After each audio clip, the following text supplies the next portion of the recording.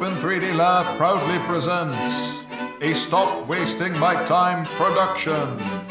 Don't ask to ask, just ask. Every now and then, in online chat rooms I hang around in, someone pops in and says something along the lines of, any Java experts around? This is bad form for several reasons. What the person is actually asking here is, any Java experts around who are willing to commit into looking into my problem, whatever that may turn out to be, even if it's not actually related to Java, or if someone who doesn't actually know anything about Java could actually answer my question? There are plenty of reasons why people who do have the knowledge would not readily admit to it. By asking, you're asking for more than what you think you're asking. You're asking people to take responsibility for solving your problem. You're also questioning people's confidence in their abilities.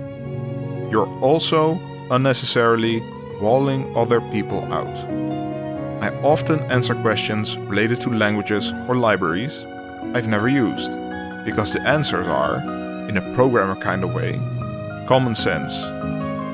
Alternatively, it can be seen as, I have a question about Java, but I'm too lazy to actually formalize it into words, unless there's someone on the channel who might be able to answer it, which is just lazy.